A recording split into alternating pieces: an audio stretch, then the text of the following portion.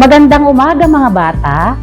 Ngayong araw, ako ay magbabahagi sa inyo ng isang kwento na pinamagatang Ang Masisipag na Langgam.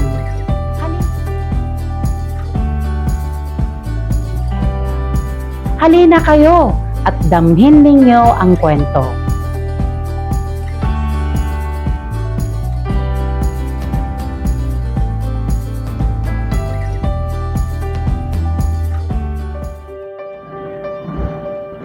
Magandang umaga!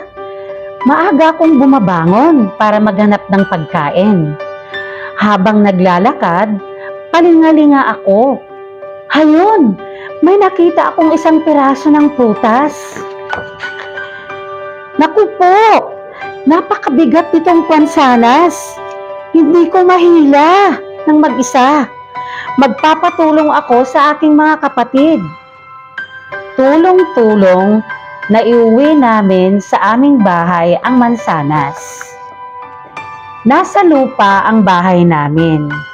Maraming pagkain ang iniimbak namin dito.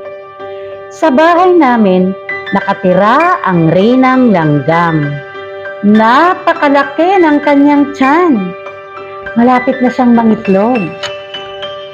Kay rami ng naging itlog ng Reyna. Maingat naming pinagsama-sama ang mga itlog.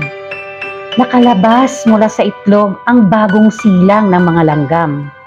Kay layo ng anyo nila sa amin, kumakain sila at lumalaki. Napakarami na namin ngayon. Kailangan na namin ang mas malaking bahay. Tara nang magtayo rito ng bagong bahay. Maghuhukay kami sa lupa. Gagawa kami ng mas maraming silid. Ngayon na ang araw ng paglilipat. Hahakutin namin ang mga pagkain sa bago naming bahay. Dinala rin namin sa bago naming bahay ang mga bagong itlog. Tag-ulan na! Mahirap nang makahanap ng pagkain kahit saan.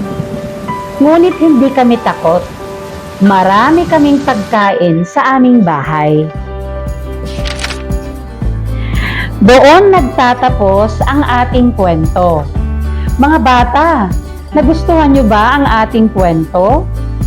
Meron ba kayong natutunan na leksyon? Tumpak!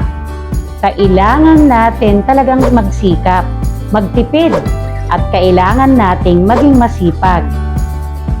Sana ay magamit ninyo ito sa inyong pang-araw-araw na buhay.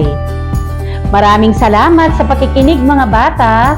Ang inyong tagapagsalaysay, Ginang Arlene B. Bambico ng South Central Integrated School. Paalam mga bata! Ingat lagi!